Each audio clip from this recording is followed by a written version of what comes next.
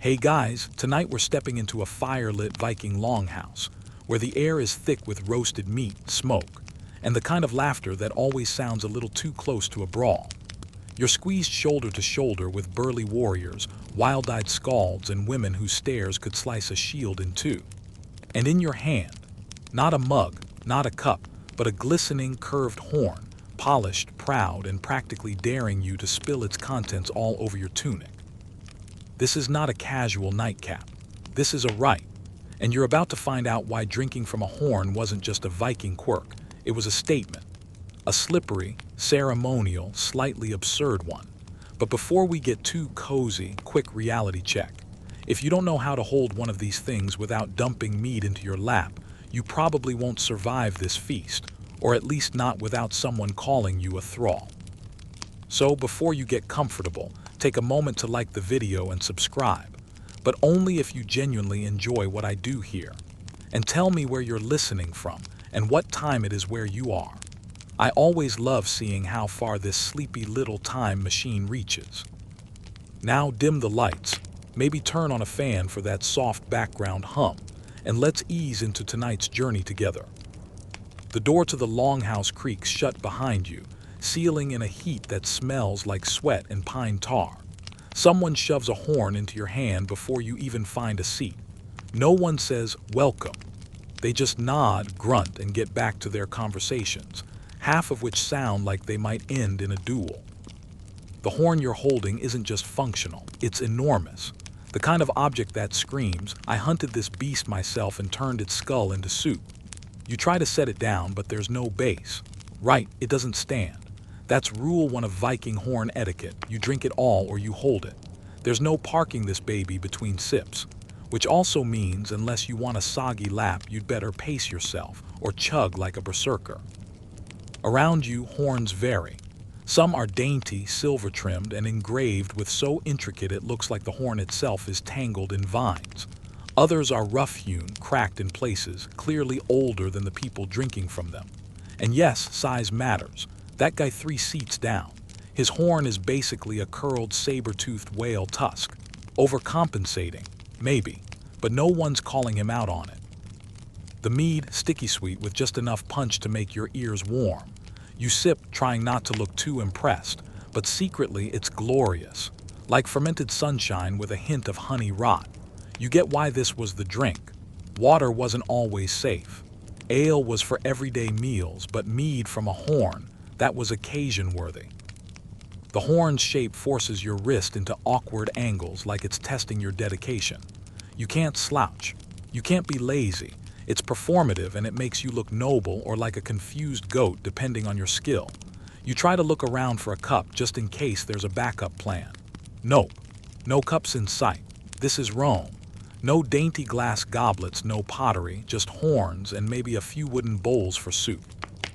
You start to realize something. This isn't just a way to drink, it's theater. Every time someone raises a horn, eyes flick toward them. Stories pause, people lean in. The horn demands attention, it turns a drink into a moment. Every toast is louder, every gulp exaggerated. It's the Viking version of raising a glass, if the glass was shaped like an animal weapon. And yet not everyone here is sipping like it's a fashion show. Some are double-fisting horns like it's Eve. One guy is balancing his on his shoulder between sips like a miniature yoke. Another just poured his out in a corner fire pit, probably an offering to the gods. Or maybe he didn't like the taste. Either way, no one judges. That's part of the ritual too. See, drinking from horns wasn't just about hydration. It was about honor and status and belonging. Only the free could drink like this. If you were enslaved or a foreigner or unlucky, you weren't offered a horn. You got a bowl, maybe. Horns were social currency, and just having one in your grip told the room, "I matter here." You also notice the way horns are passed, always from the host or the lady of the house. It's not a free-for-all. There's ceremony, unspoken rules. The way your horn was handed to you, that meant something. You were acknowledged, included, maybe even trusted. Just don't spill it. Or worse, drop it. That's the kind of thing people sing embarrassing songs about later. Historically speaking, Archaeologists have found Viking Age horns buried in graves, often beside weapons or tools, which means, for many Norse folk, a horn was something you took into the afterlife. If you believed in Valhalla, you probably imagined raising a mead horn with Odin himself after your final battle. No pressure. But here, where things get spicy, historians still argue whether the average Viking really drank from horns all the time, or if it was more of a ceremonial thing reserved for feasts, rituals, and flexing. Some think only the elite had access to them. Others argue that horns were common, even if they varied wildly in quality. The truth, likely somewhere in between, just like today's world of champagne flutes versus red solo cups. And did you know some cultures believed that the curved horn shape helped channel life force into the drinker? Sounds like a wild idea, but if you've ever felt slightly magical while sipping from a Viking-style horn, maybe there's something to it. Anyway, back in the longhouse, the feast roars on. You shift on your bench, trying to balance horn, plate, and your dignity. Someone beside you belches loud enough to rattle the rafters. A skald stands on a table and starts reciting a saga so vivid, you almost forget your drink. Almost. You raise your horn again, clumsily this time, and find the mead nearly gone. But before you can mourn the loss, a hand refills it, no words exchanged. Just a nod. You're part of something now.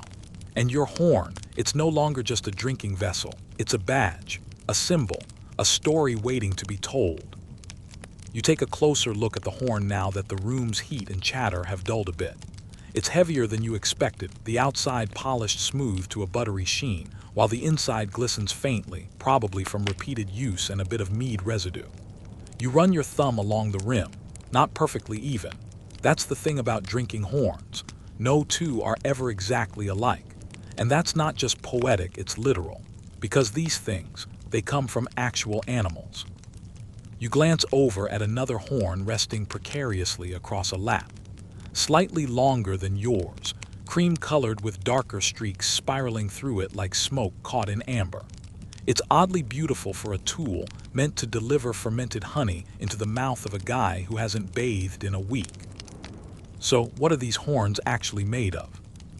Well, mainly bovine. Cattle horns were the go-to, and that makes sense. Cows were everywhere in Viking Age Scandinavia, and they weren't just milk dispensers, they were walking multi-tools. You could eat them, tan their hides into armor, and yes, you could carve their horns into vessels. The outer sheath of a cow's horn is tough and flexible, and once it's removed from the inner bony core, which smells delightful, by the way, read. It doesn't. You've got the makings of a perfect drinking tool. But Vikings didn't stop at just cows. There's fringe evidence, still debated, that some high-status horns may have been made from exotic sources. Think aurochs, those giant, now-extinct wild cattle that make regular cows look like toy versions, or even mountain goats in extreme northern territories. One especially legendary horn was said to have come from a slain troll's pet reindeer. But historians are still arguing whether that saga was metaphorical or just mead-fueled nonsense. Anyway, once you had your raw horn material, it needed a serious spa day. Soaking, boiling, scraping, sanding. It could take weeks to prepare a horn properly. The inside had to be cleaned of any lingering organic funk, technical term, and then there was polishing, oiling, and sometimes even carving or etching. Wealthier Vikings might have their horns tipped with silver or bronze at the mouth and point, partly decorative, partly practical, since the point was often sharp and pokey without it. And here's a fun tidbit. Some horns even had runes etched along their curve. Whether these were simple names, decorative squiggles, or spells is up for debate. Historians can't agree if these inscriptions were meant to honor ancestors, bless the drink, or ward off bad vibes. Either way, it made the horn more than just a cup. It became part talisman, part heirloom. But back to your horn. You notice a faint notch along one side like a scar. It might have come from the original animal or from some careless user who dropped it mid-toast. Either way, it tells a story. And that's the other beauty of these horns. They're not sterile, identical objects churned out by a machine. Each one is handcrafted, shaped by fire and sweat and time. Even the flaws feel earned. Of course, if you were too poor or too practical, you might skip the full animal horn experience altogether and opt for a wooden horn imitation. Not nearly as glamorous, but still curved and drinkable. A few even had metal linings to help prevent the wood from soaking up every drop of precious mead. Because yes, even Vikings had to deal with the tragedy of a leaky vessel. And before you ask, no, horns weren't hollowed out from the skull, despite what some Halloween costumes would suggest. That's a whole different piece of anatomy. The horn you're holding came from the sheath that naturally grows out over the bony core, kind of like a permanent glove over a bony finger. Nature's solo cup, just sharper. You lift your horn again and take a sip, more confident this time.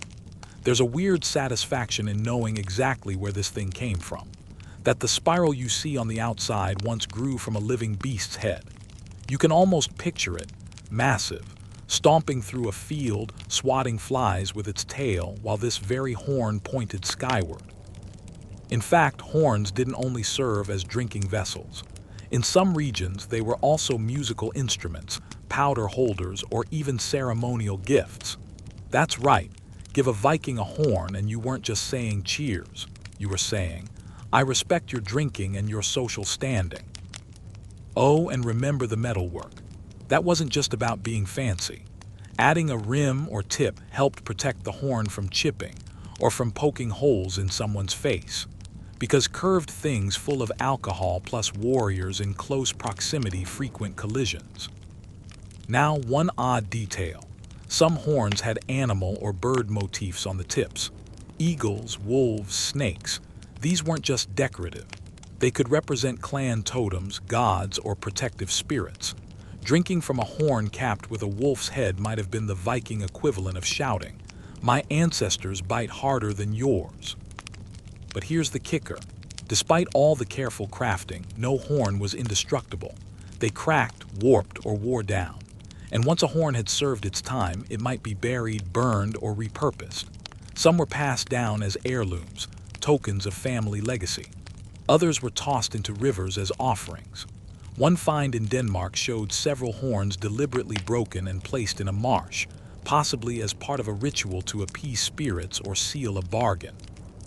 There's even a quirky theory floating around Viking study circles. Yes, those exist, that some horns were never used for drinking at all, but made to be buried with the dead. Kind of like the ancient Norse version of, you can't take it with you, but here's an exception. So as you cradle your horn in both hands now, feeling the gentle warmth of the drink and the cool smoothness of the surface, you realize this isn't a novelty. It's a piece of nature, craftsmanship, belief, and social strategy all rolled into one. You're not just sipping a drink, you're gripping centuries of history that also happens to make your wrist really tired. You lean back on your bench, the firelight dancing in the curved shadow of your horn. Somewhere across the room, another toast rises up, loud and booming. Horns clink, mead spills, and for just a moment, you forget that cups ever existed at all. You shift in your seat, still holding the horn like it's part of your arm now. But something nags at you, this ritual, this curved container, this whole vibe. It feels older than the Vikings. Like they didn't invent the idea, just turned the volume up. You glance around the longhouse, and for a moment, everything blurs. Firelight, laughter, horns raised high. You blink again, and the scene starts to ripple backward. Time unwinds. The mead turns to murky beer, the benches into dirt floors, the longhouse into an open field with a smoky fire pit. And instead of burly Norsemen, you're surrounded by ancient Scythians, or maybe Thracians, or Celts. It's hard to tell. Everyone's wearing animal pelts and the horns look even rougher, but the intent is the same. They're drinking, and they're doing it from horns. Because, plot twist, the Vikings didn't invent drinking horns. They inherited the trend from a much older lineage of horn chuggers. The oldest known drinking horns date all the way back to the Bronze Age. Some were made from metal, not animal horn, which is either classy or cheating depending on how you look at it. But the horn shape, that unmistakable curve, has been present for thousands of years, across cultures as far apart as Iran and the Caucasus. One standout example, the Greek rhyton, a vessel shaped like a horn, often ending in the head of a lion or some other beast, used for ceremonial pouring. Not exactly your average barware, but it definitely shows that the idea of curved vessels linked to ritual goes way, way back. Were they always used for drinking? Not necessarily. Some were libation only, meaning you poured out the drink to the gods without taking a sip yourself, like a really sad toast. Historians still argue whether these early horn-shaped vessels were inspired by real animal horns, or whether the metal ones came first. Kind of like the chicken and the fancy drinking horn situation. But there's no question that by the time the Norse picked up the trend, the horn had already traveled a long road through ancient Persia, into the Roman world, across Celtic Europe, and finally into the cold, smoky halls of Scandinavia. And those Celts, they were real horn enthusiasts. Archaeological digs from Iron Age Britain and Gaul have turned up elaborately carved horns, some made of horn, some bronze, some both. You can imagine a chieftain in a tartan cloak raising one high and making a toast that sounded suspiciously like a flex. By the time the Roman Empire was peeking over Europe like a nosy neighbor, horn drinking had already become symbolic, not just about the beverage. It showed connection to the divine, to nature, to legacy. When the Romans conquered Celtic lands, they imported some of the horn traditions into their own banquets. Rich Roman elites loved appropriating cool stuff from other cultures. Some things never change. And yet, through all these time shifts, the horn's meaning evolved. From a hunter's trophy to a ritual tool to a status symbol. From pouring offerings to chugging mead. And every time it changed hands across cultures, it picked up a little more symbolism and swagger. By the time the Viking Age really got rolling, roughly 8th to 11th century, the horn was already steeped in meaning. The Norse weren't just being trendy. They were continuing a tradition that, to them, was ancient already. Drinking from a horn connected them not just to their own ancestors, but to warriors and priests and kings long dead. Every toast was like plugging into history, one sip away from the gods. But here, where it gets juicy, some scholars believe that the horn also had a symbolic link to masculinity and power. You're literally gripping a part of a beast's body, something conquered, tamed, and turned into your utensil. That's not subtle. And in a society that valued strength, honor, and the occasional raid, drinking from a horn wasn't just fun. It was a performance of dominance. There's even a quirky theory that horn drinking had ties to shamanistic practices. That's right. Your Viking sip might have had more in common with a spiritual ritual than a frat party. Some think the curved shape was linked to lunar symbolism, or used in trance-inducing ceremonies, where fermented drinks help the practitioner see beyond. Whether this is fact or fringe depends on which historian you ask, and how many horns they've had that day. Of course, not everyone agrees. Some experts argue that we romanticize Viking rituals way too much. That sometimes a horn was just a horn, and the only thing spiritual about it was the hangover the next morning. And honestly, they might be right, but the truth likely lies somewhere in the middle. You blink again and the longhouse reassembles itself. Pelts become cloaks. Dirt becomes wood. The fire becomes a hearth again. You're back, horn still in hand, but now with the full weight of history resting in your grip. You're not just holding a drinking vessel, you're holding a baton in a relay race that spanned thousands of years. A warrior across the room lifts his horn to toast someone. Maybe a friend, maybe a god, maybe just the mead itself, and you catch the rhythm. You raise yours in response, feeling that shared lineage ripple through the motion. You wonder what your modern cup would say about you in 1,000 years. A chipped coffee mug, a stainless steel tumbler, a thermos with "World's Viking" printed on the side. Doesn't matter. Tonight, in this imagined place, with centuries behind you and a full horn in hand, you're exactly where you need to be. Your horn is half empty now, or half full, depending on how dramatic you're feeling. Either way, the mead's warmth has settled into your chest like a sleepy animal curling up. The fire crackles, the room hums, and your eyes drift lazily over to the center of the longhouse. That's where the real party is unfolding. A ring of warriors, a skald perched on a stool, and someone dramatically raising their horn like they're summoning the gods themselves. And suddenly it clicks. This horn isn't just for drinking, it's part of the performance, the drama, the ritual. You lean in a little, letting the scene soak into you. That horn becomes a microphone, a spotlight, and a stage all rolled into one. And here's the thing the movies don't always get right. Viking drinking culture wasn't just about getting sloshed and yelling scowl. It was a deeply social, symbolic act, layered with customs, etiquette, and occasionally emotional chaos. Drinking in Norse society was a public act. You didn't just casually sip from a horn while folding laundry or wandering the fjords. It happened in gatherings, feasts, festivals, funerals, or victory celebrations. And during those gatherings, the act of raising your horn meant something. Every drink had context. Every toast had subtext. Take the bragarfull, for example. You're going to want to remember that word, it's Viking gold. Literally, chieftain's cup or pledge cup. The bragarfull was a formal ritual during which oaths were made and drinks were shared. The horn would pass from hand to hand, and each person would take a sip after declaring something bold, an intention, a promise, or a brag. I will raid the Isle of Man by summer's end. I will marry the daughter of Bjorn Iron Stomach. I will outdrink every man in this room tonight. You get the idea, and these weren't idle declarations. If you made a claim during the bragarfull and didn't follow through, that stuck. People remembered. Your honor was on the line and the horn didn't forget. Historians still argue whether the bragarfull was strictly for nobles and chieftains or if lower-ranking warriors got in on the action. What we do know is that the tradition existed far beyond mere fun. It was a social contract. You made a vow, lifted your horn, and everyone watched, witnessed, judged. No pressure. But the horn wasn't just about big pledges. There were subtle rules, too. For example, you never drank before the host did. That was a serious faux pas.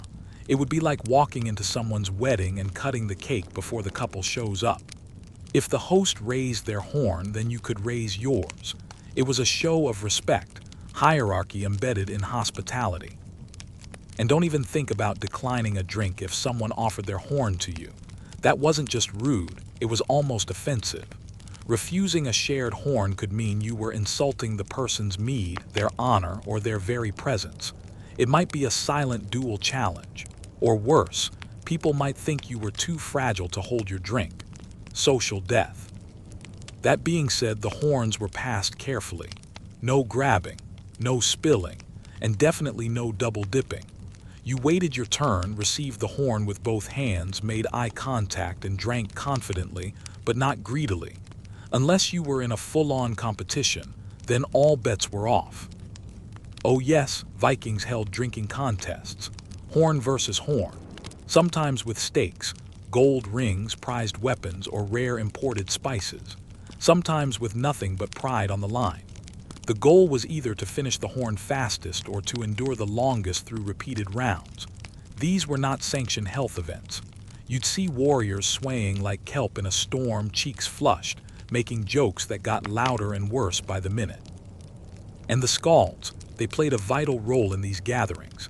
These weren't just bardy background musicians. Skalds were oral historians, satirists, and hype men. They would recite poems between drinks, weaving tales of the gods, mocking rival clans, or flattering the host. Sometimes they even composed horn poems, odes about a particularly fancy horn and who it once belonged to. The horn could become a legend of its own, just by how it was spoken of. One odd custom. Sometimes horns were named, that's right, like ships or swords. You might hear a toast like to Snarlsong, who saw the fall of Atrolf the Red, followed by a massive gulp and a satisfied grunt. Was the horn enchanted, cursed? Probably not. But it had a story, and in a culture where memory was everything, a named horn carried serious weight. And here's where things get unexpectedly heartfelt. Horn sharing wasn't just about boasting or bonding through mead. It was a rare moment of vulnerability, too. To drink from the same horn as your comrade especially before a battle, was a sign of trust, of brotherhood, of shared fate. You didn't always have to like the person you were drinking with, but if you accepted their horn, you were symbolically saying, "We're in this together." Maybe only until the next sunrise, but still, it meant something. One fringe theory, whispered through sagas and scholarly papers, suggests that horns were used during blood bonds. You know, when two people cut their palms and swore loyalty, they might then drink from the same horn to seal the pact. Were those stories real or poetic? Well, historians still argue whether the Norse actually practiced blood bonding regularly, or if it was an idealized concept. Either way, the horn often made an appearance. You glance down at your own horn now, wondering who else has drunk from it. A warrior, a poet, a wide-eyed apprentice trying to survive their first feast without passing out. Every little dent, stain, and nick tells part of that secret. And just as you start to get lost in the curves and etchings, a loud cheer erupts from the other side of the hall. Someone just finished a ridiculous boast, the kind that makes people whistle and laugh. The horn passes again, and you raise yours slightly, not in a toast this time, but in recognition. You're part of the ritual now, and this curved little beast in your hand, it's not just a drinking tool, it's a bridge between people, promises, and stories whispered over flames. A hush falls over the longhouse as a new figure steps forward. She's older, wrapped in thick wool with a face carved by wind and time. And in her hands, not a sword, not a shield, but a horn, a magnificent one, wider at the mouth, etched with animal figures and silver studs. The room leans in. You instinctively hold your own horn a little tighter. Something's different now. This isn't a party trick or a round of brags. This is ceremonial. You're watching a ritual toast, and it's steeped in tradition so old, no one even remembers where it started. Viking feasts weren't just about revelry, they were social architecture. Every horn raised in the right sequence reinforced who was who, what was what, and which gods were getting attention that night. And you're smack in the middle of it. First comes the Odin toast, always Odin first. That's not just superstition. Odin was the All-Father, the god of war and wisdom, poetry and death. He drank mead to gain knowledge of the runes, sacrificed himself on the world tree for insight, and basically invented the idea of paying a steep price for smartness. If anyone deserved a drink, it was him. So the horn is raised, slowly, eyes closed, and you can feel the silence pull tight like a string. Then a soft chant, a name whispered like breath. Odin, a sip, just one. Then the horn is passed. After Odin comes the toast to the other gods, Freyja, Thor, Balder, Frigg, and the rest of the crew depending on the mood. Thor, god of thunder and protector of humanity, was a favorite. Freyja, the goddess of love and war, also got her fair share. These toasts weren't random. They reflected what the community wanted: strength, fertility, vengeance, a good harvest, or safe passage at sea. Then things get personal. The third toast is for the ancestors, a quiet one. This is where people mutter names under their breath, look into the fire, or gently tap the horn against the bench in memory. This part always hits different. It's less about noise, more about the ache of remembrance. You can almost feel your own lungs slow down. After that, the rules get a bit looser. People toast kings, fallen friends, dead dogs, their favorite boat. Anything goes, as long as the horn keeps moving and the meaning stays real. And here's the curious bit. These toasts weren't just for the living. Vikings believed that by drinking in the name of gods and ancestors, they were inviting them into the feast. You weren't just remembering your grandmother, you were giving her a seat at the table, a sip of mead, a slice of seal stew. It was spiritual hospitality, Norse style. Historians still argue whether these structured toasts were common across all Viking settlements or mostly elite traditions in big halls. But enough written accounts survive, mostly from later Christian chroniclers, that suggest these rituals were widely respected. And the horn, it wasn't a passive prop. The horn was a vessel of invocation, To raise it was to call, to sip was to commune, to pass it was to bind. If that sounds a little mystical, well, it was. Vikings didn't separate the sacred from the daily the way modern folks do.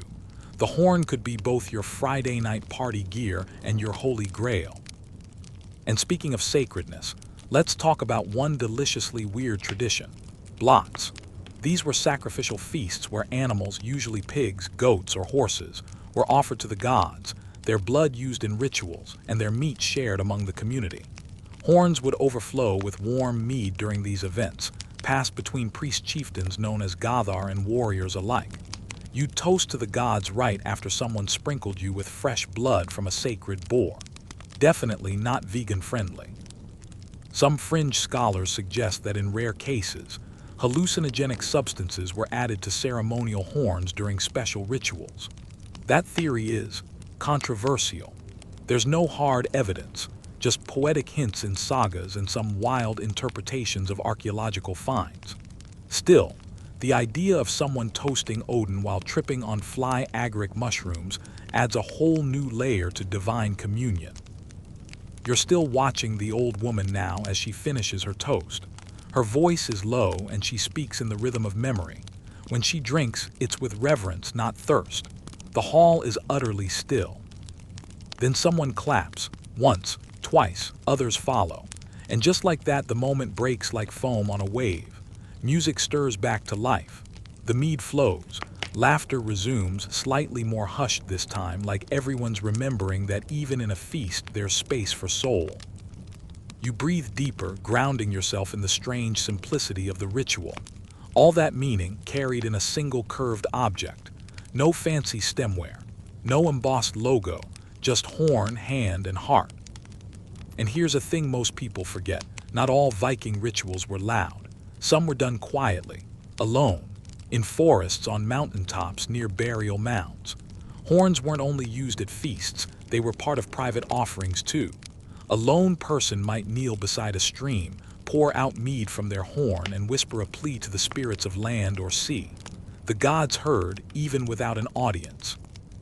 You wonder what you'd say if it were your turn now, if the horn stopped in front of you and everyone watched. Would you raise it to the gods, the ancestors? That one time you avoided paying a speeding ticket. Maybe you just raise it to the quiet things, the small victories, the long nights, the fact that you're here at all.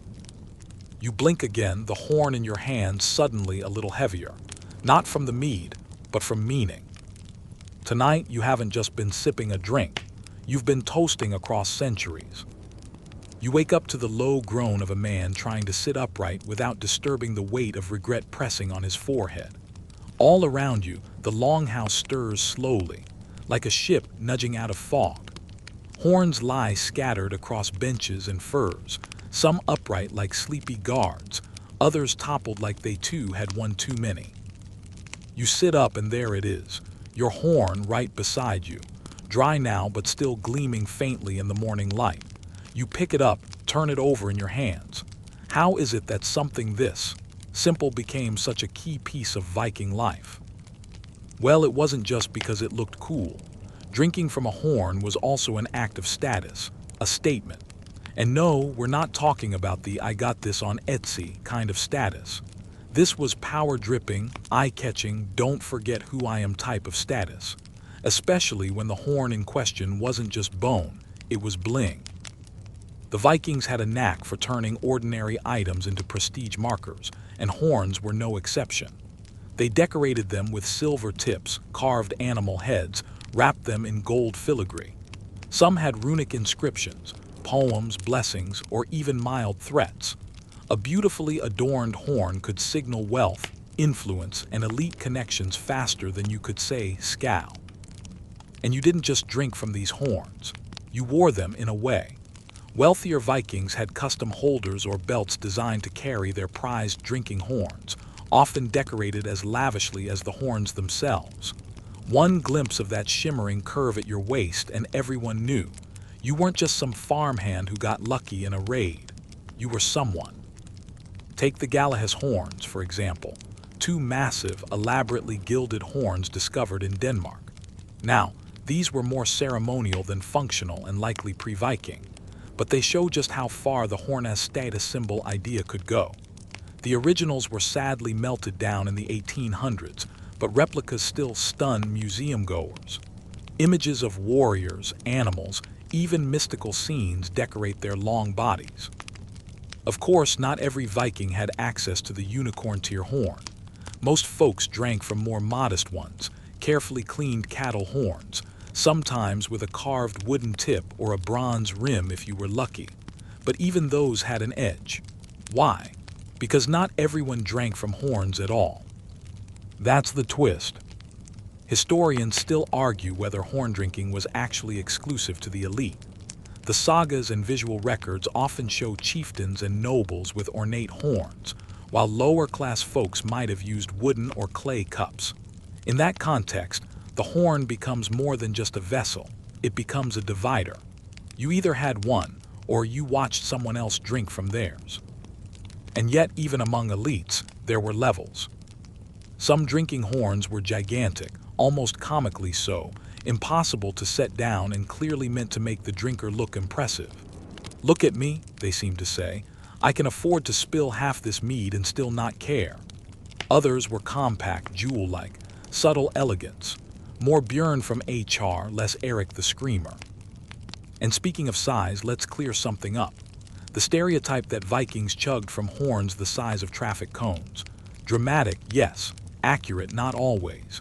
Most horns used in social settings were medium-sized, comfortable enough to hold with one hand, difficult enough to drink from that it required some skill. That awkward tilt, that's part of the ritual. No base, no flat surface. You drink it all or you hold it awkwardly and endure the judgment. Fringe historians even propose that some horns had mead residue discoloration patterns, marks left from frequent use. If true, that would suggest individual ownership and frequent use over time, like a favorite mug that remembers every mood. Now let's talk animal. Most Viking horns came from cattle, strong, curved, perfect for polishing. The horn wasn't hollow at first, of course. You had to boil it, scrape it, sand it, and then polish it to that smooth, almost translucent sheen. Sometimes decorative metals were added at the rim and point. Occasionally, the horn was dyed or carved, but the process took time and pride. Interestingly, some warriors would only drink from a horn made from a beast they'd personally slain. Think about that. You kill the animal, prepare the horn, drink your victories from it. That's next-level trophy keeping. And then there's the question of female use. Were Viking women allowed to use drinking horns too? Absolutely. In fact, several archaeological finds show elite women buried with horns, often alongside weaving tools and jewelry. Feasting and drinking weren't male-only zones. Women participated in ceremonies, hosted feasts, and sometimes even led the rituals. Don't picture a passive banquet hostess. Picture a shield maiden holding court with a silver-rimmed horn, daring anyone to out-toast her. One of the coolest finds: a woman's grave near Birka in Sweden, where a horn was found among other luxurious goods. Based on the layout, she was likely someone of high status, possibly a priestess or wealthy landowner. The horn wasn't just buried with her, it was positioned at her side, as if ready for one last toast in the afterlife. And now you're looking at your own horn a little differently again. What's your story, huh? Who are you trying to impress? Maybe no one, maybe everyone. Someone near you sneezes and the silence breaks. The longhouse is fully awake now, clinking with activity. Breakfast smells, mostly fish, a hint of barley, float through the air. You realize the horn in your hands is still warm from the fire. You turn it slowly, catching the light on its surface. It might not be gilded, but it's yours, and maybe that's what mattered most. Because in a world where memory lived in songs and stories, where names could vanish but deeds remained, a horn wasn't just a cup. It was an extension of your presence, your legacy. And hey, just imagine what it'll look like dangling from your belt as you strut into the next hall. By now, the longhouse is bustling again, cloaks being shaken out, boots laced, voices low and gravelly after a night of smoke, meat, and mead. You tuck your horn into your belt loop, walking past the central hearth, where someone's trying to rekindle a stubborn ember. A new day, but the echoes of last night still cling to your skin. And as you step outside, blinking into the gray Nordic daylight, you remember something someone whispered near the fire. The horn chooses the drink, not the other way around. Weird thing to say, right? But in Viking culture, that wasn't just poetic mumbo-jumbo. Drinking horns weren't neutral containers. They were symbols with rules, and what went into them wasn't just about taste. It was about status, ceremony, and the gods themselves. Let's talk about mead first. It's the drink most people picture when they imagine Vikings toasting under aurora-lit skis. Golden, sticky sweet, fermented from honey, water, and sometimes spices or fruit. Mead wasn't just delicious, it was mythic.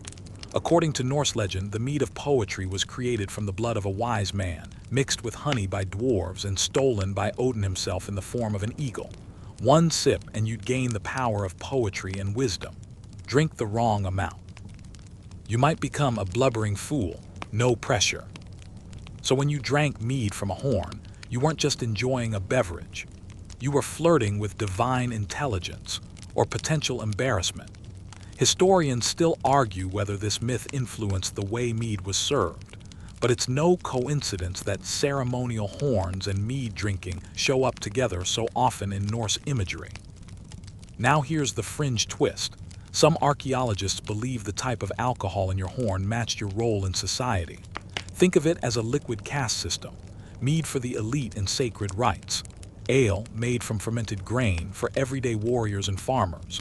Wine, rare, imported, likely reserved for chieftains or gifts from foreign traders. Your horn might literally say more about your rank than your title ever could. And the combinations got creative. Some horns held fruit-infused meads, using things like lingonberries or elderflower. Others carried spiced ales, especially during festivals. Imagine sipping warm clove and honey ale while standing in snowdrifts thicker than your beard. That's a Viking version of a holiday latte. Now, did they ever drink water from horns? Yes, but rarely, and often symbolically. Fresh water was precious, and if you were drinking it from a horn, chances are it was during a cleansing ritual or to honor purity and rebirth. More often, horns were reserved for fermented drinks, alcohol being safer than untreated river water in most cases. But the horn didn't just hold what you wanted, it also held what you could handle. Unlike modern cups, a horn couldn't be set down without spilling. You either finished your drink or risked looking ridiculous trying to balance it like some awkward goat leg origami. This meant that drinking from a horn came with built-in social pressure. You sipped fast, or you got creative. Or in some circles, you passed the horn until it was empty, a shared sip sealing a bond. And here's something modern minds might miss. Because horns didn't stand up, they demanded presence. You couldn't zone out with a full horn in your hand. You had to focus. There was no, "I'll finish this later." You raised it, honored it, and drank with intention. Kind of beautiful, really. One particularly quirky Viking tradition. The bragarful, a ceremonial cup of promise, often used at weddings, funerals, or major feasts. A person would take a bragarful horn, raise it, and swear an oath, something bold like "I'll avenge my brother" or "I'll raid Ireland by midsummer." Then they drank. If they failed, public shame. If they succeeded, songs. You glance down at your own horn again and wonder, what would you promise if this were your turn? Historians still debate whether the bragarful was widespread or confined to elite circles, especially given that most written sources referencing it come from sagas penned after Christianization. But even if the tradition morphed, the idea stuck around. A horn wasn't just for sipping, it was for swearing. Now let's shift to trade, because here's something many people forget: the Vikings weren't just raiders. They were sophisticated traders, crisscrossing rivers, seas, and empires with goods from every corner of the known world. Ivory from Africa, silk from Byzantium, and yes, exotic drinks from the East. There's tantalizing evidence that Central Asian wines, Middle Eastern date meads, and even Chinese rice wine occasionally made their way into Scandinavian ports via the Volga trade routes. Were they sipped from horns? Possibly. Imagine that. An amber-horned Viking chieftain sipping Persian pomegranate wine beside a fire-lit fjord. Not a bad aesthetic. In fact, one high-status grave in Sweden revealed a horn with non-local resin residue, possibly from imported spices or tree saps used to flavor exotic drinks. It's a small detail, but it hints at something big. The Viking drinking horn was more global than we assume. And with that globalization came curiosity, experimentation. Fringe scholars theorize that some horns may have been used to test new fermentation techniques, especially among elite brewers. A kind of Viking homebrew challenge. If you could craft a new mead blend and people toasted it at feasts, your name could live on for generations. The horn became not just a vessel of the past, but a cradle of innovation. As you walk through the settlement now, horn at your side, you hear someone call out from a shed. New batches ready. You follow your nose to a little open-air brewing setup. Bubbling cauldrons, drying herbs, racks of horns waiting to be filled. One man, tattooed arms, red beard, eyes wild, hands you a horn filled with something dark and tangy.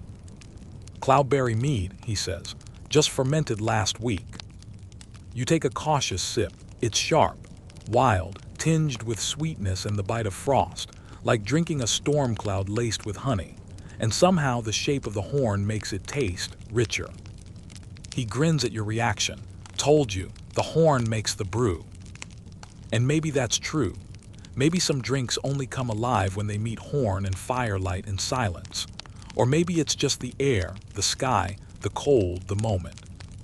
Either way, as the wind stirs your cloak and the mead lingers on your tongue, you realize something. This horn isn't just a souvenir.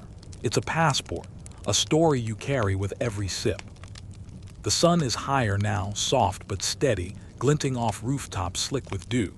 You wander down toward the edge of the settlement, where the fjord opens wide like a silver throat, and the ships, dragon-proud, sun-darkened, rest with sails furled like sleeping wings. Your horn dangles against your hip with a lazy rhythm, tapping out an ancient beat you don't quite know the steps to.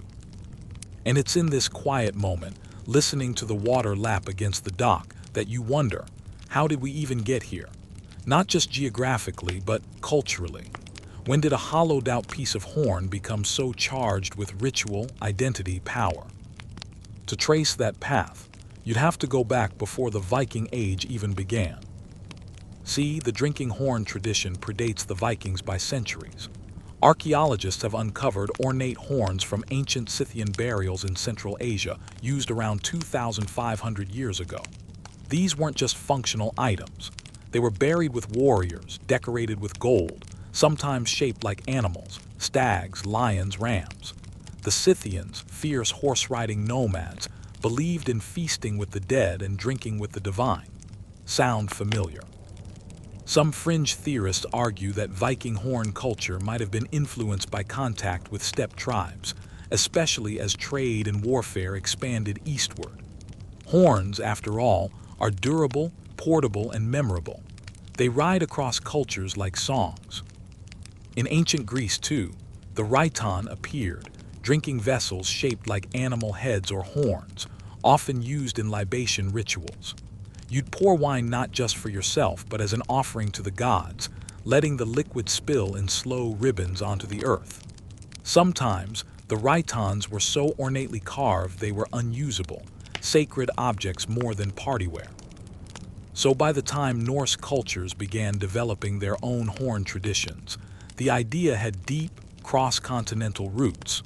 The horn wasn't just a Viking quirk. It was part of a broader human pattern, to elevate drinking into something sacred. But of course, the Vikings made it their own. And part of what made it uniquely Norse was how drinking horns fit into their rituals and rites of passage. Picture this, a young man just returned from his first raid. Mud still caked on his boots, a cut on his arm stitched clumsily. He's not quite a warrior yet, not until the ritual. He steps into the longhouse and the chieftain nods, A horn is filled, not too much, not too little, mead sweetened with herbs. A song starts, low and rough. And the boy drinks. It's not a keg stand, it's not a frat prank, it's a moment. He finishes the horn, wipes his mouth, and hands it back.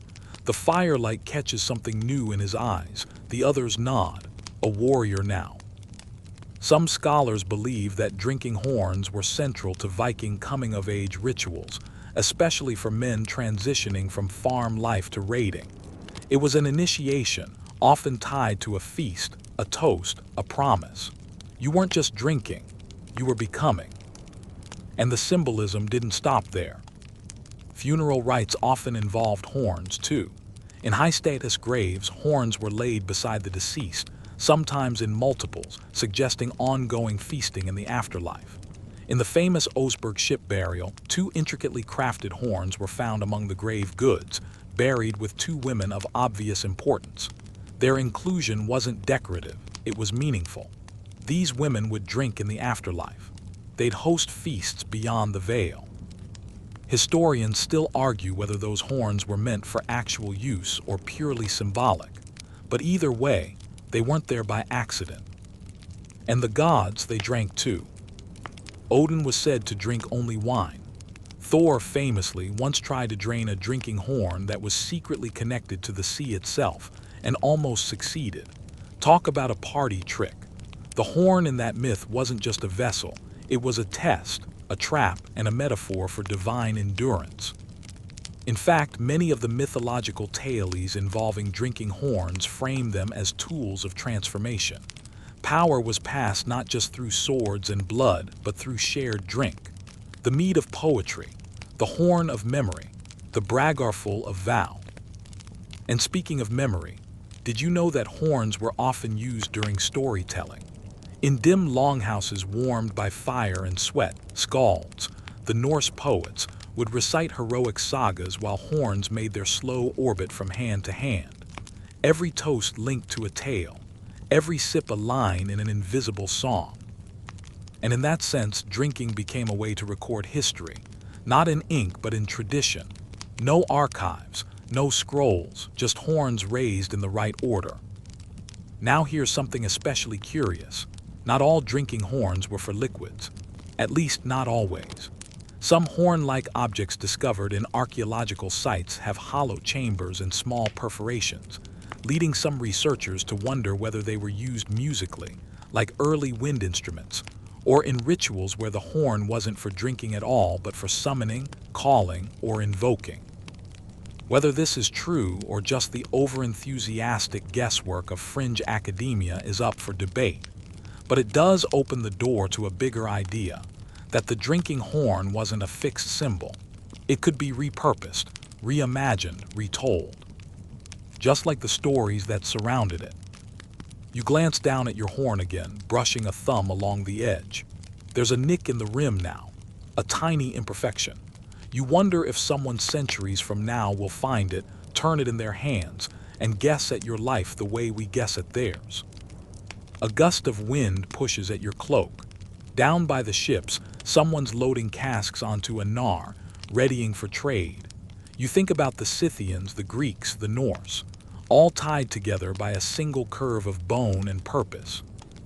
And somewhere in the back of your mind, a skald's voice rises, gravelly, rhythmic, half a song and half a memory. The horn is not a cup. It is the oath, the gate, the blade. Drink deep and know yourself. You're back in the heart of the longhouse now, the fire crackling low in its stone pit, sending up lazy tendrils of smoke that curl like mist around the carved roof beams. A few embers flicker in the corner, painting the walls in shifting orange and shadow.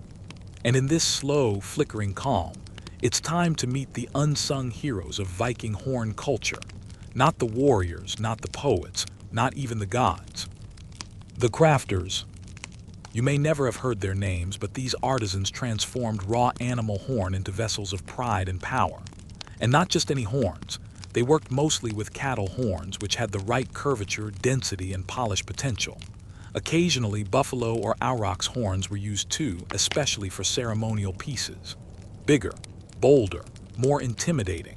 You know, something worthy of a feast that might end in a fistfight or a marriage proposal, or both. The process began with fire and patience. First, the horn had to be boiled or soaked to soften it enough to work without cracking. Then the core, essentially the inner bone structure, was removed. What remained was a translucent sheath that could be shaped, carved, and polished. Viking artisans would scrape sand and smooth the surface, often for days, using stones and rough cloths. The final polish, animal fat. Yes, really. You'd rub that beauty with grease until it gleamed like black gold. And then came the artistry. Some horns were left plain, but others. They were etched, engraved, or even inlaid with precious metals. You might find twisting serpents slithering around the rim, or knotwork curling like smoke toward the tip. One high-status horn found in Denmark was tipped with silver and set with garnets, a far cry from the rough drinking horns of a farmhand or common sailor. That horn didn't just hold mead, it held power. And here's a wild detail. Some horns had runic inscriptions along the side. Names, blessings, sometimes warnings. One read something like, "Drink in honor, speak with truth." Another supposedly said, "He who lies while drinking shall choke." A bit aggressive for a dinner party, but very on brand. Now, historians still argue whether these runes were common or reserved for elite use, but the point stands. Horns weren't just tools. They were messages. A horn could say as much about its owner as their cloak or sword.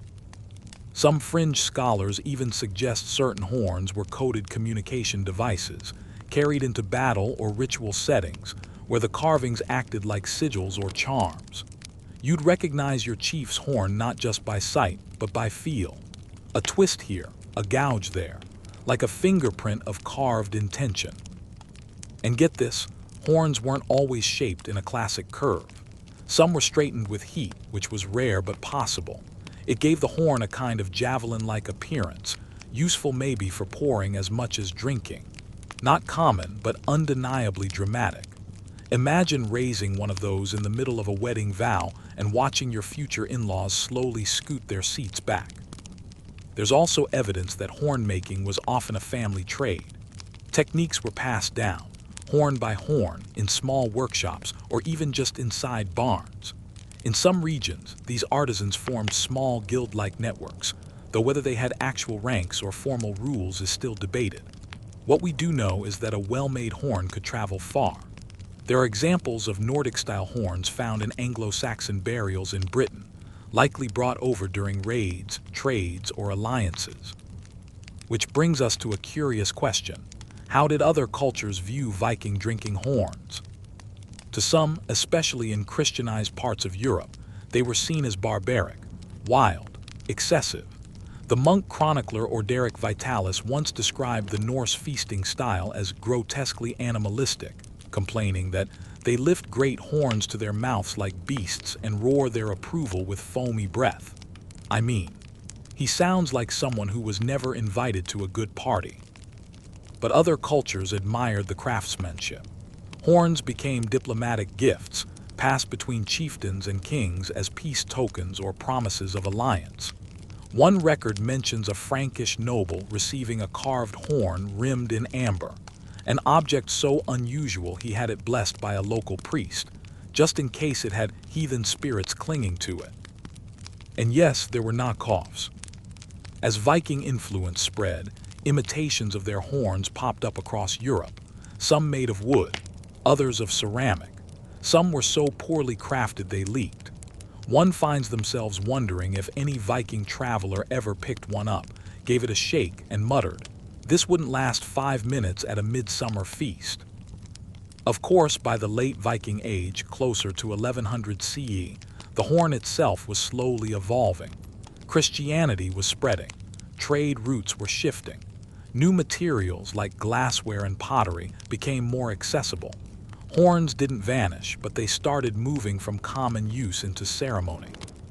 But their symbolism stuck. Even today, modern horn makers carry on the legacy. Some work in replica and reenactment circles. Others fuse tradition with art, creating hybrid vessels, horns tipped in crystal, inscribed with modern runes or etched with Viking metal band logos. You'll find them in Renaissance fairs, weddings, and yes, even on Etsy. Because nothing says eternal love quite like a personalized horn that can hold 20 ounces of spiced apple cider. You wander now into the corner of the longhouse where one of the elder crafters works. His tools are simple: a small knife, a polishing cloth, a bowl of warm lard. He's hunched, quiet, focused, turning a blank horn over and over in his hands like it's telling him secrets. You ask if you can watch. He nods once, never looking up.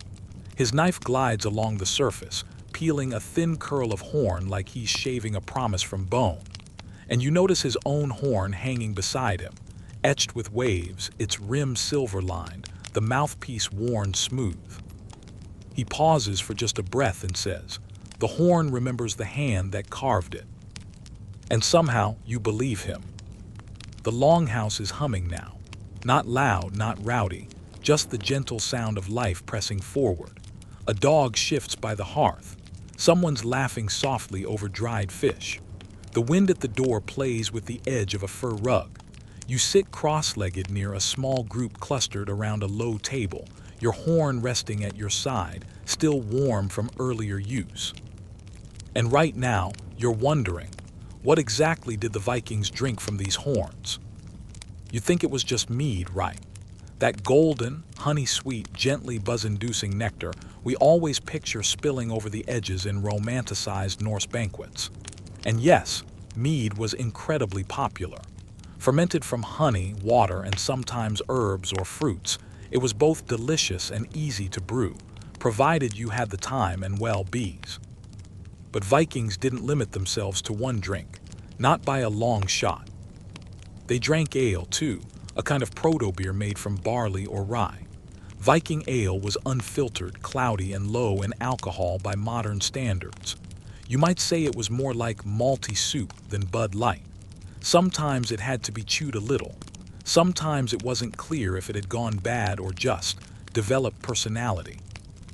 And yes, they drank wine, though it was rarer and typically reserved for the elite. Most wine in the Viking world had to be imported from Frankish territories, from the Rhineland, sometimes from Byzantium or even farther afield. It was expensive, sacred, and symbolic. A king or jarl might serve wine in a horn as a deliberate flex. Look at me, I drink like a Roman emperor, but out of a horn like a god. And here's the kicker. Vikings added herbs, spices, and fruit to their drinks, not just for taste, but for supposed health benefits. They'd toss in juniper, bog myrtle, yarrow, even wild berries. Some mixtures probably tasted amazing. Others probably tasted like a compost heap had opinions. Historians still argue whether certain combinations had hallucinogenic effects, especially in ritual contexts. One theory posits that ceremonial mead might have been psychoactive, especially when brewed with fly agaric mushrooms or henbane, plants that feature in other northern European shamanic traditions. Did the Vikings see visions after a few horns of the special batch? Or was that just indigestion? The debate rages on. But more than what was in the horn, it's how they drank that made it meaningful. Feasting was structured, intentional, there were rules. Drinking order mattered a lot. The horn would be passed in a specific sequence, starting with the most honored guest or the chieftain. Toasts known as scowls weren't just off-the-cuff sloshes of mead. They were carefully crafted speeches, sometimes poetic, sometimes biting, often vows. Think of it like delivering a TED talk while holding a curved animal part filled with booze and trying not to spill it on your fur cloak. The most sacred toast was the bragarful, literally the cup of promise. This was where oaths were sworn, vows of revenge, proposals of marriage, declarations of war. You didn't just raise the horn and mutter something vague. You looked your community in the eye and promised. And once it was said, it was real. Breaking an oath sworn on the bragarful wasn't just dishonorable, it was spiritually dangerous. You were calling down gods as your witnesses. So if you swore you'd return with 30 heads of cattle and came back with 3 goats and a good excuse, well, best hope you also came back with fast legs. There's an amazing fringe theory that in some cases, horns were linked to ancestral spirits. That is, the horn itself carried the weight of past drinkers. You drank from your father's horn. His father drank from it before him. It wasn't just a family heirloom, it was an echo chamber. Every toast added another voice. Every vow, another thread in a long, invisible braid. Some sagas even describe warriors refusing to drink from the wrong horn, fearing it might carry bad luck or unfamiliar ghosts. Whether literal or metaphorical, it suggests an awareness of the horn as more than a cup, as a boundary line between memory and obligation. And then there were the games. Vikings liked to make things competitive. Some horns were enormous, deliberately difficult to lift and drink from in one go. Picture a group of warriors daring each other to drain a 2-liter horn without stopping. Spill any, start over, throw up, still counts, but expect to be mocked for weeks. It's entirely possible that certain feasts turned into horn duels, not with weapons, but with pride. You could challenge someone by raising your horn and out-drinking them, or out-toasting them, or just by being more poetic while tipsy, which is basically ancient freestyle rap with higher stakes and more antlers on the walls. And speaking of stakes, drinking horns weren't all fun and games. There were moments when they tipped into the sacred. Take the blots, the pagan sacrifices and seasonal rites. Horns played a role in many of them. You might fill one with mead and pour it onto the ground as an offering, or you drink from it before casting bones, invoking Odin or Freyja. Horns could be dipped into the blood of sacrificed animals, then shared around in solemn silence. Don't worry, we're keeping it PG-13. But yeah, they took their rituals seriously. And that brings us back to the horn in your hand. Slightly sticky now, the last drops of honeymead catching the light. A few scratches along the rim, a soft warmth in your belly. You realize this isn't just a drink. It's a performance, a pact, a portal. You imagine yourself in a packed hall on Yule night, the snow thick outside, the fire blazing high. The horn comes to you, heavy with promise. You lift it, feel the weight of history in your palm. You speak, and the hall listens. The wind outside has picked up, brushing snow against the longhouse walls in soft hisses. You can't see it, but you can feel the hush that comes when the cold wraps itself around timber, sealing everything in silence. Inside, though, the warmth holds steady, and tonight it's holding something else too, tension. Because it's time to talk about rituals. Not just any rituals. The sacred, sometimes secret and occasionally spine-tingling Viking ceremonies where drinking horns were more than vessels. They were keys. You sit straighter, because if you're going to understand why the Vikings loved drinking from horns, this is the part where it all starts to feel a little supernatural. Let's start with the blot, the Old Norse word for sacrifice. These were religious festivals, some public, some private, where gods, spirits, and sometimes ancestors were honored through offerings. Usually animals, sometimes food, always drink. Mead was poured into horns, blessed with words or gestures, and then offered up to the divine, either by libation, pouring it out onto the ground or altar, or by drinking it as an act of sacred union. Now here, where it gets juicy, the horn wasn't just a cup. It was the vessel that connected mortal to divine. You didn't raise your horn to the sky just for show. You were symbolically offering your voice, your spirit, your loyalty. One mouthpiece, one drink, one line of communication open to the beyond. Historians still argue whether these rituals were led by designated religious leaders, sometimes called Gathar, or if the role rotated within families or clans. Some sagas hint that women held ritual authority, too, especially as Verler or seeresses. You might find yourself drinking from a horn passed by a cloaked woman who just finished whispering to a god in a tongue you don't understand. Sleep tight. And then there were burial rites. Drinking horns appear in grave goods all across the Viking world. Not just one or two. Dozens, from humble horn tips buried with farmers to full, polished, silver-inlaid horns placed alongside nobles. And these weren't just decorative. They were meant to travel with the dead for use in the afterlife.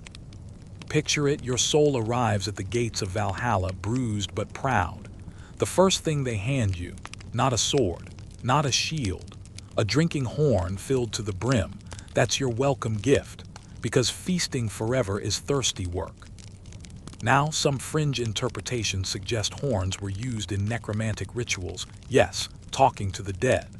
Some texts describe grave mounds being opened and horns being raised to honor or summon those beyond the veil. Maybe it was metaphorical. Maybe it was just a weird coping mechanism.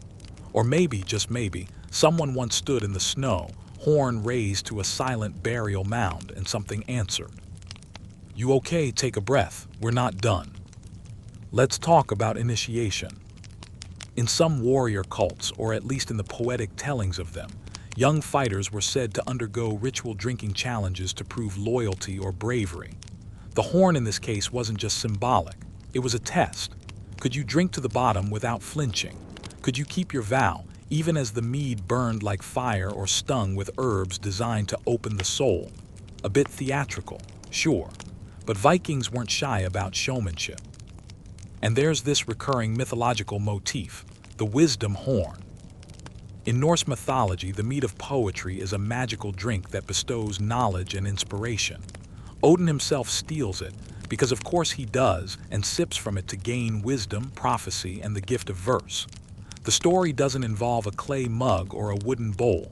No, he drinks it from a horn, because a horn in Norse cosmology doesn't just hold drink, it holds transformation. So imagine for a second that you're not a Viking warrior or farmer. You're a young initiate standing beneath the shadow of a sacred tree. Your clan has gathered. A seeress lifts a horn carved with runes. She drinks first, then you, and the liquid hits your tongue like cold lightning. Do you feel wiser or just terrified? Either way, you're part of something now. One curious fringe theory even links Viking horn rituals to astronomy. Some scholars suggest that certain horns were engraved with moon cycles or solar patterns, tiny calendars disguised as art. During solstices, the horn might be passed beneath a full moon, its carved tip aligned with constellations. No hard proof, but it's the kind of theory that makes you squint suspiciously at that dusty replica horn in your uncle's man cave. And here's a final twist for tonight's ceremony: shape mattered. Not all horns were curved the same way. Some bent upward dramatically like a crescent moon. Others curled tighter, more like a spiral. These shapes may have had ritual associations, tied to fertility, the hunt, even the goddess Freyja. A sharp, forward-leaning horn might signal a warrior rite. A smoother, rounded one could belong to a healing ceremony or a peace vow. The speculation gets weirder. Some researchers argue that horns were used in sound rituals, blown like instruments before being drunk from. A horn that sings and then feeds. Practical? Maybe not. Symbolic? Incredibly. So now, in the glow of firelight, you understand. The horn wasn't just about drinking. It was about connection. Between people, between realms, between who you were and who you hoped to become. Your hand reaches out again, slow and reverent. The horn offered to you now is filled with nothing but spiced air and imagined memory. But still, you feel the weight of it. You lift it anyway, lips brushing the edge, eyes half-lidded. In that moment, you are one with 1,000 feasts, 100 toasts, and at least one suspiciously hallucinogenic midsummer night. The fire crackles low, now just a lazy chorus of orange embers and occasional sparks. The longhouse is quieter, too, voices softer, laughter trailing into private conversation. But your mind is still buzzing, wide awake with thoughts of horns and gods, and the way people used to pour their souls into a sip of fermented honey. So tonight, let's follow the trail of the horn beyond the Viking homeland, because drinking horns weren't just a Scandinavian thing. Oh no, they traveled, they mingled, and sometimes they conquered. See, the Vikings were incredible traders. That might sound weird if you mostly picture them storming monasteries or shouting into the sea. But the truth is, Norsemen sailed as far east as Baghdad and as far west as Newfoundland. And wherever they went, they didn't just take gold and furs, they took culture, including their love for a good horn. So let's hop aboard a Nar, a Viking merchant ship, and head east, deep into the rivers of modern Russia and Ukraine. You're traveling with the Varangians, a Norse group who moved inland, eventually forming the roots of what would become Kievan Rus. Along the Dnieper River, you'll find drinking horns, yes, but they're different. These horns were metal-trimmed, heavier, sometimes engraved with Slavic motifs. Some scholars think the Varangians influenced local drinking customs, merging Norse-style feasting with Slavic toasts. And when they reached Constantinople, today's Istanbul, they took their horn obsession all the way to the Byzantine emperor's court. Imagine that: golden marble hallways, shimmering mosaics, and a rowdy band of fur-wrapped northerners raising curved horns in a polished palace. According to fringe legend, the emperor was so impressed, or bewildered, that he gave special horns to the Varangian Guard, his elite Viking bodyguards. Historians still argue whether these were ceremonial gifts or actual feasting gear, but either way, the symbol stuck. Meanwhile, across the North Sea, Viking settlers in Britain and Ireland brought their horns to Celtic lands and met people who already had their own traditions. Turns out, the Celts also used horns, though not as obsessively. Over time, a weird cultural hybrid emerged: horns adorned with both Norse runes and Celtic knotwork, toasts that invoked both Odin and local river spirits, like a medieval dinner party where everyone's trying to out-mystic each other. And in Frankish lands, what we now call France and Germany, Vikings encountered a very different drinking culture. Goblets, chalices, even stemmed cups, fancy stuff. But rather than abandon the horn, the Norsemen just leveled up. We start seeing horns mounted in silver, capped with gold, even set with gemstones. They weren't just drinkware, they were trophies.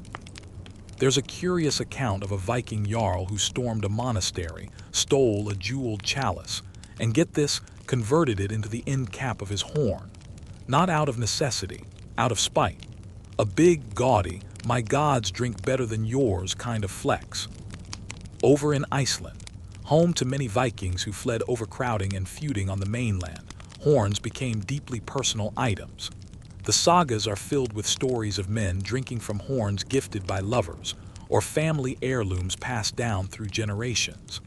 One horn, known only from poetry, was said to carry a carved map of all 9 realms of Norse cosmology, probably exaggerated. But would it surprise you if it were true? Historians still debate whether horns were used in diplomatic exchanges, like royal goblets or signet rings. Did a Viking ever hand a horn to a foreign king as a peace offering, or as a warning? There's no definitive evidence, but some artifacts found in old Slavic courts suggest the presence of ceremonial horns that were clearly not native-made. And then we have the weirdest twist of all. Some horns found in Eastern Europe appear to be made not from cattle or goats, but from exotic animals. Think aurochs, giant extinct wild cattle, or even antelope and ibex, likely imported via the Silk Road. Imagine a Norse chieftain showing off his prized Persian horn, carved with desert flowers and used to toast the frost gods. Cultural appropriation? Maybe. Cultural appreciation? Also maybe. A particularly wild fringe theory claims that a legendary horn passed through 7 kingdoms, from the Abbasid Caliphate to a Viking pirate crew, and then to a Saxon king who used it to store ink. The horn disappears from history after that, but if it ever turns up in someone's attic, you'll hear about it. Now let's step off the trade routes for a second and talk design evolution. You see, the more horns traveled, the more their shapes and materials adapted. In warmer regions, horn vessels had to be sealed better so they wouldn't crack in the heat. In coastal areas, some were reinforced with shell or coral.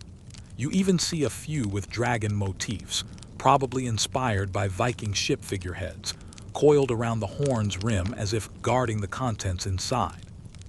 In the British Isles, horns began to adopt flat bases so they could stand upright. Some scholars suggest this was a response to Norse practicality finally colliding with Anglo-Saxon furniture making. Look, Sven, just make one that doesn't tip over when I sneeze. In places like Dublin, York, and Normandy, Viking strongholds that evolved into urban trade centers, you can actually track horn design trends the same way we track shoe fashion now. Bigger rims, thinner tips, more metal, less leather. One archaeological dig found a horn boutique setup. Multiple horns, half-finished, laid out beside tiny pots of resin, polish, and tools. The ancient Etsy workshop of your dreams. And let's not forget the children. Yes, even kids had their own miniature horns, usually plain, sometimes etched with animal shapes or runes. It was more than cute, it was initiation. A way of saying, welcome to the feast, you're one of us now. No mead, of course, just milk or watered-down ale, probably followed by a very long nap. So now in the quiet after the fire you feel it again, that the horn wasn't just an object. It was a passport. It moved with people, learned new languages, carried flavors, stories, secrets. It became a symbol that could shift meaning with the season, the place, or the lips that touched it. And the next time you raise a glass, especially one with a curve or carved design, pause. Tilt it gently in the firelight. Somewhere in the long, tangled web of history, you're part of a tradition that sailed farther than any storm ever dreamed. The fire's almost out now, just a sleepy orange glow in the ash. A few embers blink open and closed like tired eyes. But your mind, it's still trekking, still wandering through misty fjords and smoky halls, following the strange, stubborn path of the drinking horn. So let's get a little more personal now. Because for all the rituals, wars, and wild parties, what really kept the horn tradition alive wasn't just culture, it was identity. In Viking society, drinking horns were markers of who you were, who you wanted to be, and sometimes, who you were pretending to be. Let's start with status. You walk into a feast, cold from the outside, cheeks flushed from the wind. A long table stretches before you, packed with warriors, traders, farmers. You scan the room. How do you know who's important? Easy, look at the horns. Some are plain, just polished cow horn. Others are engraved with tiny knotwork, subtle but detailed. Then you see one capped in silver, rimmed in gold, with a carved bone tip that gleams like ivory. You don't even need to meet his eyes. That guy? Important, and probably a little full of himself. Historians still argue whether horn decoration was reserved for nobility, or just anyone rich enough to afford it. Some graves show ornately trimmed horns buried with relatively modest goods, suggesting that maybe, just maybe, horn bling was the original Viking flex. Forget your fancy sword. You had a drinking horn shaped like a serpent, and that got you respect. Now that brings us to a fascinating little Viking cultural quirk: customization. You didn't just buy a horn off a cart and call it a day. You modified it. Some Norse folk carved their own runes into the horn's side, blessings, family names, or even insults. One horn found near Trondheim has a runic scrawl that translates roughly to, "Only cowards sip slowly." Subtle. Others added leather straps, not just for carrying but for style points. Think of it like bedazzling your water bottle today. Some even attached tiny bells or tokens, metal charms that jingled as you raised your drink. Annoying, probably, but definitely attention-grabbing. And yes, you could gift horns too, but they meant serious business. Giving someone your horn was a gesture of loyalty, friendship, or even a political alliance. It wasn't a casual happy birthday moment. In one saga, a king gifts a horn to a rival chieftain after a peace treaty, and the next day the chieftain shows up wearing it as a belt ornament. No idea what that means. Power move, weird fashion, Viking things. Now here's something most people don't realize. Drinking horns were sometimes staged. In other words, the really fancy ones, not actually used for drinking. They were for display, like trophies. Some horns found in elite homes are too fragile or too narrow for real use. Instead, they were mounted high on walls, often above doorways, horns with names like Moon Fang or the Howler. Okay, those might be dramatized names, but wouldn't that be awesome? Some even had ceremonial purposes only, used once a year, maybe during the Yule festival or midsummer feast, and only by certain people, like your uncle who only pulls out the 30-year-old whiskey on New Year's Eve. Same energy. That said, not everyone loved horns. Yup, believe it or not, there were probably plenty of folks, especially by the later Viking age, who preferred tankards, mugs, or just a plain wooden bowl. Easier to clean, harder to spill, less theatrical. A few Christian converts even went so far as to denounce horn drinking as a pagan excess. Party poopers. Still, the horn endured. Why? Because it wasn't just about drinking, it was about performance. Imagine you're at a feast. A poet called a skald stands to deliver a verse. He raises a horn not just to sip but to command attention. His voice booms across the hall, echoed by the horn's gleam. You lean forward, not because of the mead, but because something about the ritual makes everything feel bigger, grander, more alive. That was the power of the horn. It turned ordinary drinking into a scene. Now let's drift into an even stranger tradition: magical horns. Oh yes, in Norse folklore, some horns had protective powers.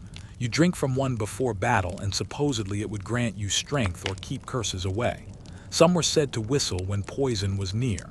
A few had names, just like swords, like Bittersweet or Soul Draft. Whether or not they actually worked, well, historians still argue whether these tales were literal beliefs or just dramatic storytelling. One saga tells of a horn that could never be emptied, no matter how much you drank, sort of like a medieval beer fountain.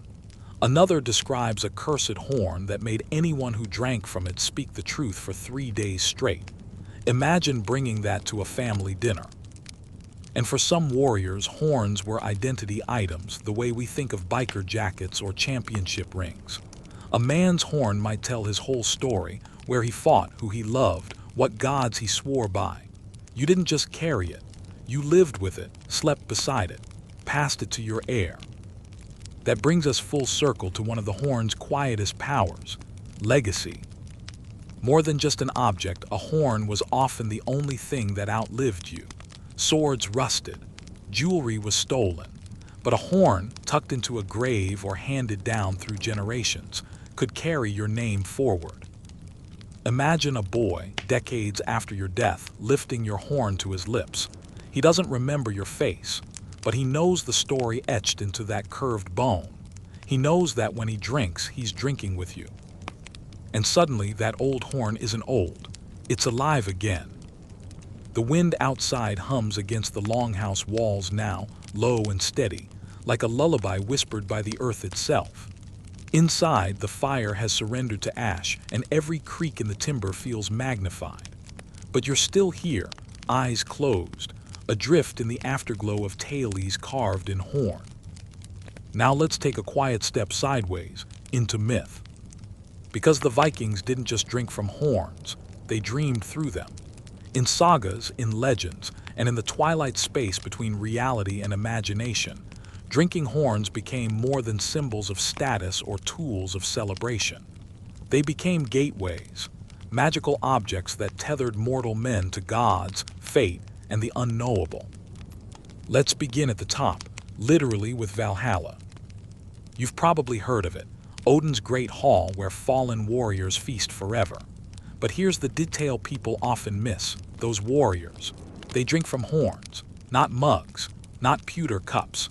Massive, glowing, always full horns handed to them by Valkyries. These celestial hostesses don't just ferry the dead.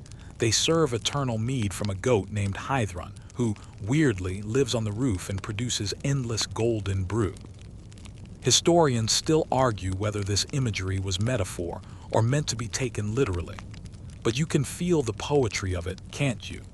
The idea that your horn in life was just a warm-up act for your horn in the afterlife.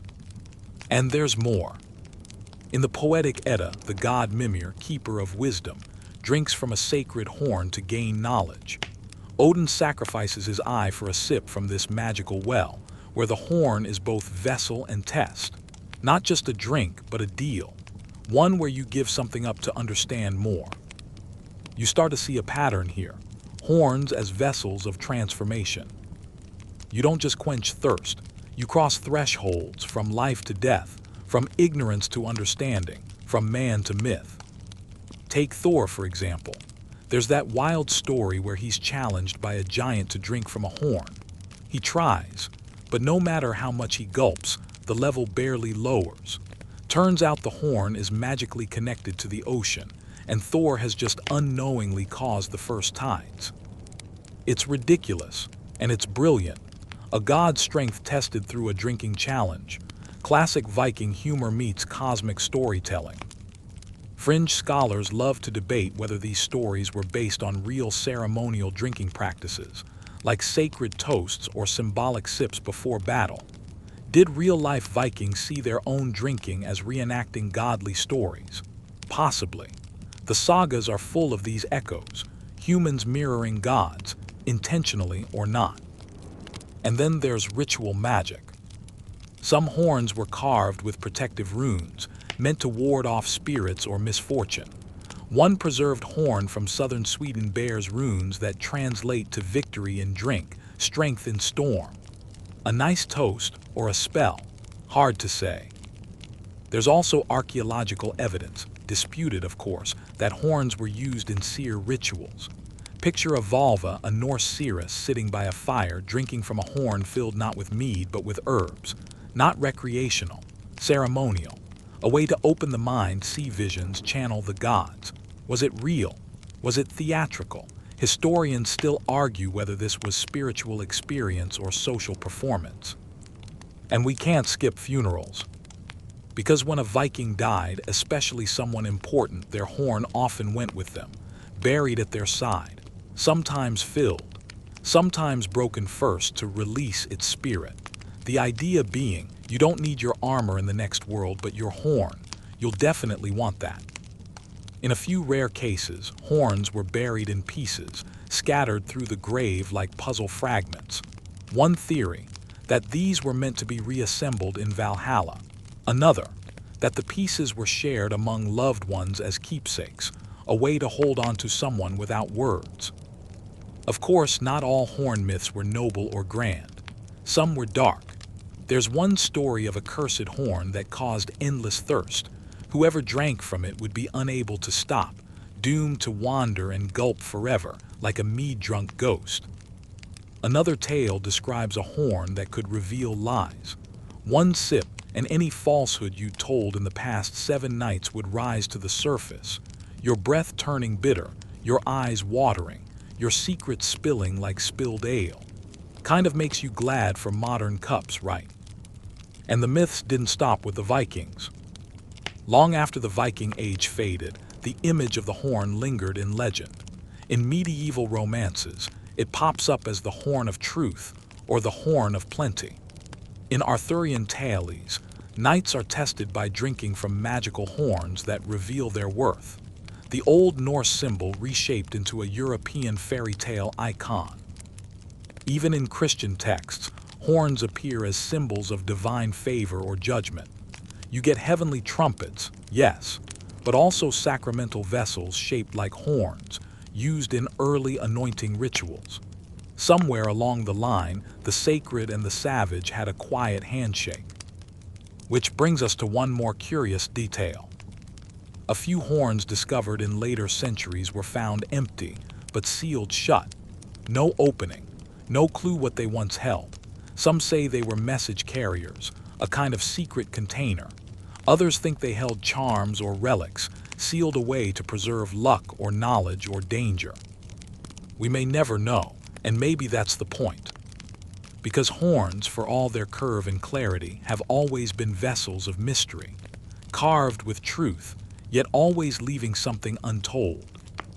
So now, as you lay there, head nestled against your pillow, thoughts curling like smoke, it's easy to imagine that the horn beside you isn't just a story. It's a whisper, a curved shadow from a world both wild and wise, a relic that hums with every tale you've heard tonight.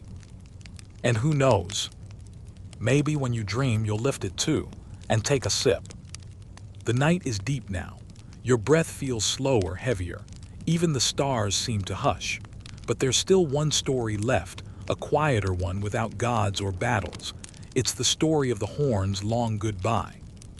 Because nothing lasts forever, not even in the sagas. By the end of the Viking Age, sometime in the 11th century, the world was changing fast. Christianity had taken root across Scandinavia. Stone churches replaced wooden temples, crosses replaced Thor's hammers, and slowly, quietly, cups replaced horns. Not all at once. You still see horns pop up in noble homes and high ceremonies into the 13th century, but the shift was clear. Horns, once everyday objects of power and poetry, became museum pieces in their own time. Why? A few reasons. First, practicality. Horns are beautiful, sure, but they're hard to set down. They tip, they roll. You need a stand or a servant or really steady hands. Cups, mugs, and tankards. Easier, sturdier, stackable. You can clink them together without sounding like a goat fight. Second, influence. Christian monks brought with them the customs of the continent. Wine in chalices, bread on plates. No need for mystical horns when you've got liturgical silverware. Historians still argue whether the church actively discouraged horn use or if it simply fell out of fashion. But either way, by 1200 CE, the horn had become a symbol of the old ways and the old gods, not banned but nostalgic, like dusty vinyl records in a world of digital playlists. And yet horns didn't vanish. They simply transformed. In medieval courts, nobles had ceremonial horns, often absurdly large, impossibly ornate. You didn't drink from these. You displayed them, hung them in banquet halls, pointed them out to guests. Ah yes, that's my grandfather's hunting horn. Slain 6 boars with it, never used it once. Others took on new meanings. In some regions, horns were used as gifts of honor. A knight might receive a horn after a particularly valiant deed, not to drink from but to hang above the hearth, like a trophy, a memory. And in some places, especially rural Scandinavia, the tradition quietly persisted. Farmers still used horns to toast the harvest. Fishermen brought small ones aboard as lucky charms. Grandfathers passed their drinking horns to grandchildren, whispering old blessings and cheeky stories. You might not see them in city feasts, but in quiet homes, tucked away in fjords and forests, horns still had a place. Fringe scholars even claim that certain remote communities held on to horn-based rituals until the 19th century. Maybe not with Odin's name on their lips, but with the same spirit, the same rhythm, the same scowl echoing through snowy pines. And today, well, horns are back. You see them in museums, yes, but also in reenactments, at Renaissance fairs, in Viking festivals where modern people don fur cloaks, raise reproduction horns, and shout to the sky with joyful nonsense. You can buy one online, Etsy, Amazon. There's a booming market for hand-carved drinking horns. Some even come with a leather holster, because what else would your mead need? There's something about them. That curve, that weight, that feel, it's primal. You don't just drink from a horn, you perform. You participate in a 1,200-year-old echo. It's funny, isn't it? How an awkward, impractical cup became one of the most iconic symbols of a culture. How something so fragile, just keratin, bone, and patience, could carry not just liquid but meaning. And not just for the Vikings. The horn story is universal because every culture has its vessels. The tea bowl, the chalice, the gourd, the horn, things we hold to hold something else, things we lift to feel lifted ourselves. And maybe that's why it matters. Not because of the mead, not because of the metal, but because of the moment, the pause before the sip, the story told between gulps, the firelight bouncing off the rim, the laughter, the silence. The act of raising something curved and ancient to your lips and feeling, just for a second, like you belong to something bigger. So now, as your eyes grow heavier and your breath grows long and warm, imagine this. A quiet room, a glowing hearth, a horn resting on a wooden table, empty but waiting. Its rim worn smooth by time, its carvings faded but still there. And in its hollow, not mead, but memory. Your memory now, carried with you long after the tale ends. And now you can rest. The journey is complete. The long roads of fjords and fireside feasts are behind you. The gods are sleeping. The warriors are dreaming. And that old horn, once raised in celebration, now lies quiet beside you, curved like the crescent moon, soft as a sigh. Breathe in slow, let it settle. The world of the Vikings, with all its thunder and laughter, is far behind the hills now, faded into fog. It lingers only as warmth in your chest and the flicker of a story on your lips. Let your limbs grow heavy. Let your thoughts loosen their grip. No need to remember every name, every date, every echo of history. Just the feeling, that touch of something ancient, that whisper of bone and bravery, that simple, sleeping truth that even the fiercest cultures still pause to drink, to laugh, to remember. Outside your window, the wind still moves. But in here it's still, safe. You're wrapped in the hush of old stories, the kind that stretch across time, then curl up softly beside you. So go ahead, close your eyes. Let the mead be sweet in your dreams. Let the horn stay full. And if tomorrow brings questions, just remember, the best tales never really end. They only grow quieter, waiting to be told again. Sweet dreams.